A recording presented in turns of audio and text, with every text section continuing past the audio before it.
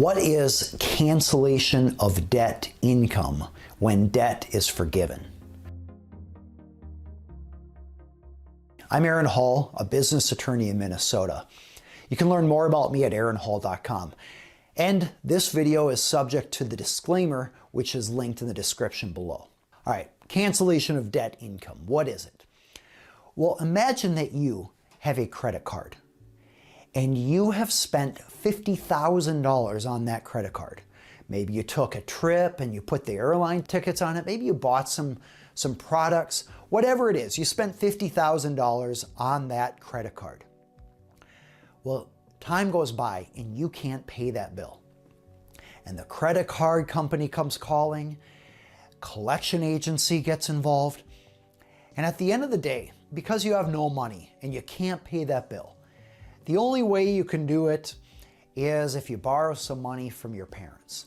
And so let's say you do a deal where you're going to borrow $5,000 from your parents.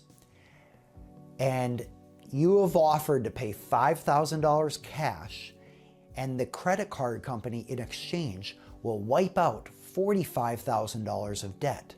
So ultimately, you've paid off $50,000 with a $5,000 payment. Seems like a great deal, but here's a catch that everybody in this situation should know about.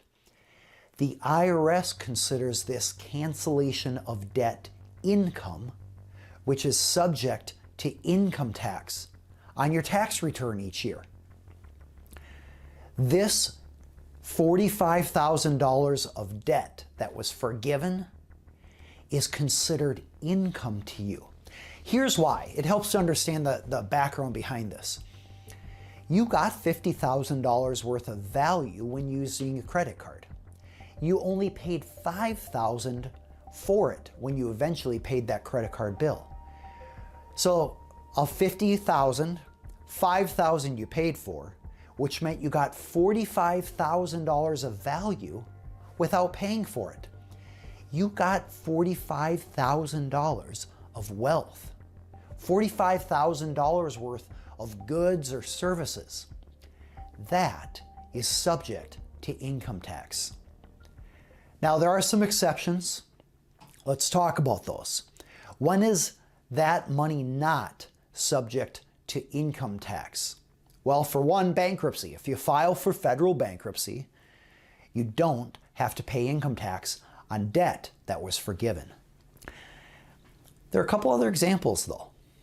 Let's say that you are being forgiven debt, but there's a dispute over how much debt it actually is. In that case, there may not be $45,000 worth of debt forgiven. Perhaps there's only $5,000 worth of debt forgiven and you're disputing the rest. That's a difficult situation because did you get $45,000 worth of debt cancellation or $5,000 worth of debt cancellation? These are issues for an attorney or a CPA to work through, but this is an important consideration because that will have a significant impact on your income tax bill when you file your tax returns at the end of the year. There's also a situation where you might have claims against the other party.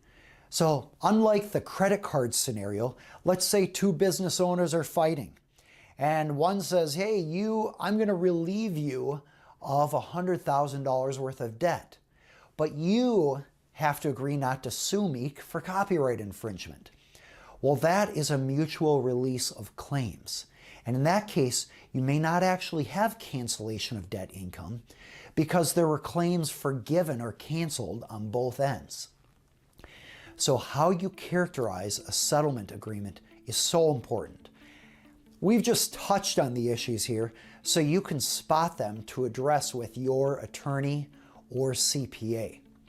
But the bottom line is to keep in mind that if debt is forgiven or canceled, there very likely is an issue of having an income tax liability on your tax return at the end of the year. To learn more, see the description below, which links to an article I wrote at aaronhall.com. And if you'd like similar videos like this in the future, subscribe to our email list. All of this video is subject to the disclaimer in the description below. I'm Aaron Hall, an attorney representing business owners in Minneapolis, Minnesota.